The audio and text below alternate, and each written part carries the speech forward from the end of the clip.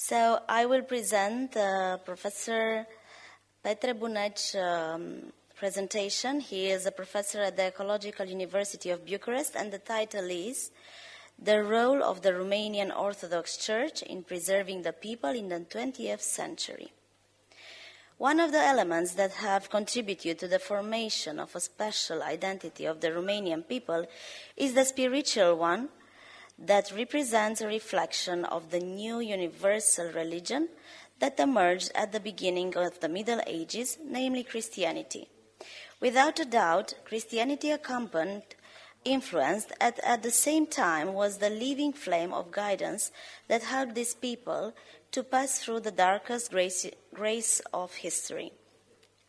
Throughout the ages, the Church has represented not only a factor of unity, but through its earthly manifestation, has provided internal stability to the Romanian principalities. At the same time, the Church, with the formation of the unitary Romanian national state, was influenced in such a way that it eventually completed a unique identity by becoming autocephalous.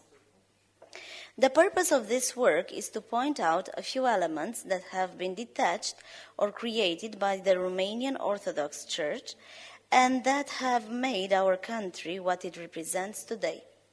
We are talking in this sense about the liturgical ceremony that performed in Romania managed to create an egregore of unity everywhere there were Romanian communities, namely in the central part and southeastern European zone.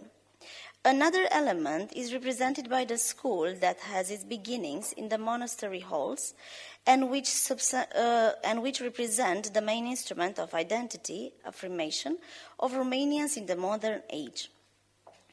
The teaching of Christ, for example, such as the parables of the Good Samaritan, are among the most important sources of modern notions of human rights and well-being commonly offered by modern leadership systems. Also, on the basis of the ideas taught by Jesus, there were put an end to practices such as human sacrifice or polygamy. Christianity in general influenced the condition of women by condemning marital infidelity, divorce, incest, polygamy, and abortion. As a system of organization, as a community of people on earth that the Church had, being a social organism, it had to have its own laws, both in terms of organization, in terms of as well as relations with its members. We must also point out that the Church has a different nature from other institutions, which derive not only from the character of its relative necessity and independence from the state nature. The Church said, since it is not conditioned by local relationships, it is prescribed by God, having the duty to make people happy on earth, preparing them for eternal happiness, not depending on place or on time. As many scientists said, and also as many scholars claimed or legends proved, that covered the entire territory of the former Dacian shows us, Saint Andrew made known the gospel to the people of these lands, that is the Romanian lands nowadays, in the 5th decade of the 1st century of our era. For this reason, we are entitled to affirm that the Romanian people were born Christians.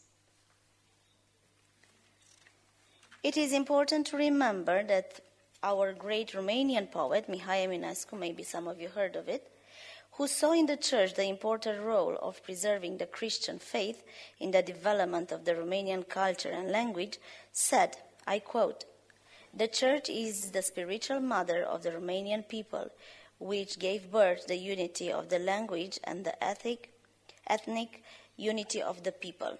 I finish the quote. Reflecting on the above-mentioned points, we can say that the emergence and development of the Romanian national state directly influenced the internal reorganization of our Church and once gave it the opportunity to accelerate the steps by which to become stand-alone in relation to the Patriarchate of Constantinople.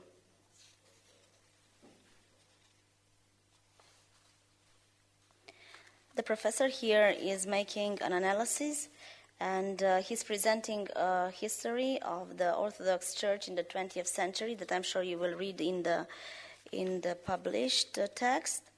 And then he is focusing on a great event for our country, which was the 1st of December 1918, when it took place, the Great Union and the creation of the Romanian state.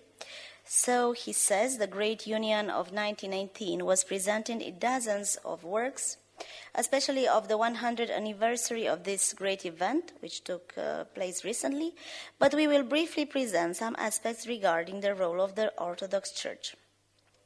It should be noted that the great achievements in the national realm regarding the Great Union were made by the entire Romanian people, with important personalities of the time, and being preceded by major events that previous events were held. And he mentions here the War of Independence, the recognition of the independence of the Romanian Orthodox Church, World War I, and the union of the other Romanian provinces with the motherland. The Romanian Orthodox Church, including the one in Transylvania and in the other provinces, identified themselves with the Romanian people through its prayers and actions, enlightened and encouraged these people through the Romanian education and language in which the church services were celebrated. The event of the Great Union also led to the participation of the delegations of the Romanian Orthodox Church, namely the Romanian Church has rightful delegates, 5 bishops, 4 vicars, 10 delegates of Orthodox consistories, and united chapters, almost 150 archpriests, 1 representative of pedagogical institutes, 2 representatives of students from each theological institute, priests and teachers of confessional schools, delegates from different electoral districts, as well as numerous priests together with their pastors, who were part of the over 100,000 Transylvanian Romanian present persons at the Great Union event. Some thoughts are also regarding the importance of the Mass, of the liturgy, of the Romanian Orthodox service in church. And I will move on to education within the Orthodox Church. As he mentioned earlier, within the church there were outstanding personalities, either bishops or metropolitans who, through their writings, translations, or works of their own, they were creators of Romanian culture and civilization, thus contributing to the development of national culture. The primary schools in Romania that were established and functioned in monasteries at the beginning of time and later on in mere churches proved the essential contribution of the church in education. We must not forget that many higher schools were created with the support of the church, and that at that time, in 1948, the schools were built near the churches. Religious spirit in the consciousness of the Romanian people. The Romanian Orthodox Church has proven a religious spirit that runs through the ages of the past and the 20th century, as it was able to understand the spirit and inclinations of the true Romanian people, and the true strength of the Church is that this religious sentiment constitutes a brotherly connection between all members of the community. As Mihai Eminescu said, the Romanian poet, the Romanian national poet, and as he showed in the 19th century, this remained true also later on through centuries, and it will be the next year's century quote. He says, the Eastern Orthodox Church has taken on a special form from that of the other churches. It is not only a religious and national community. Byzantium had papist feasts. The Russian Church has dangerous Caesaropapism, strengthening the law through the middle of the sword to augment the power of the state. And for Romanians, it was from the top of the place a religious community that tamed social inequalities through love, and that made for people a duty of what, in the modern world, it is right. The lines of the democratic organization of the Romanian Church are shown ab antiqua, sitting with other churches in formal ties, not subordination. It replaced the Romanians, in the bad times, the political and economical organization. Thus, we welcome in the big cities churches that each belong to a guild.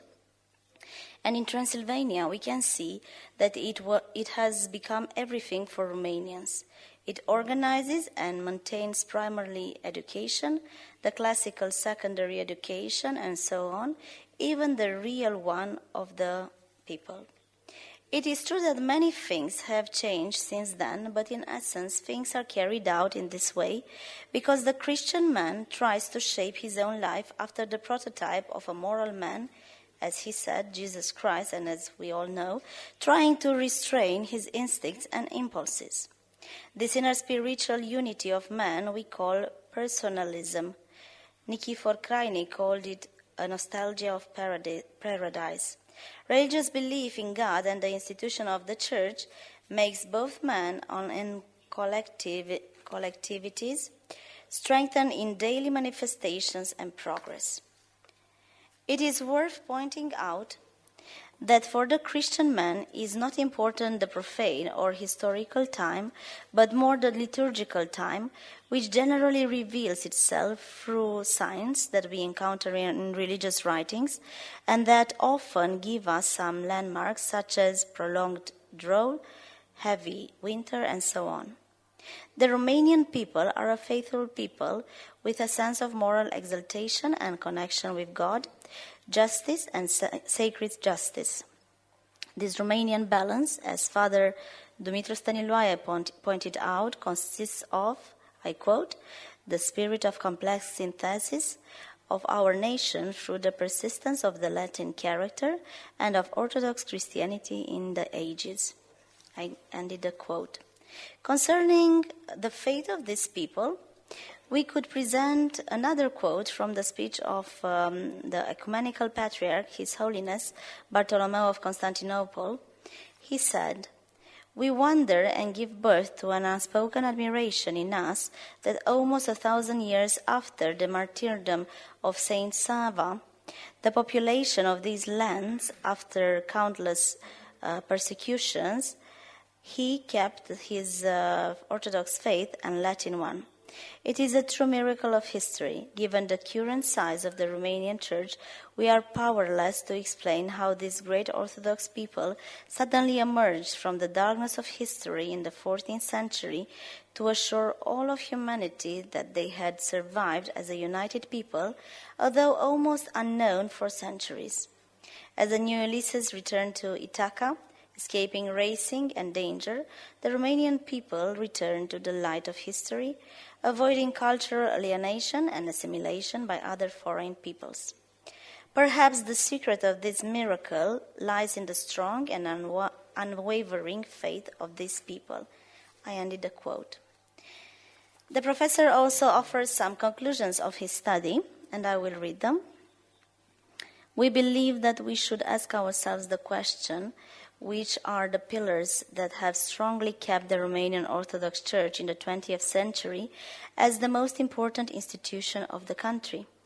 The simplest answer will be that the Church has always taken into account the moral norms adopted by the Church for a peaceful and creative social coexistence, that all the time he promoted the moral of the people and the believing God, that he supported and promoted the existence of the Romanian people on the language, community, traditions, culture, and territory, and eventually promoted religious perceptions to develop a harmonious relationship among people. We believe that it has always been a source of balance in society, taking into account, first of all, man and faith in God. He promoted the values of Christian family and morals by providing spiritual support and counseling in family matters. Incidentally, the proof that the Romanian Orthodox Church has always been loved and served the Romanian people and its is that the Cathedral of the People is being built in this way, not only fulfilling the wishes of Mihai Eminescu, but also the wishes of the Romanian Orthodox Church and other great Romanian scholars such as Ioan Slavic of the 19th century, as well as the decision of the Holy Synod of 1920 to build a cathedral for the salvation of the people, demonstrating that the religious and moral perceptions of the Romanian people can carry forward the faith of God by building it. Thank you so much.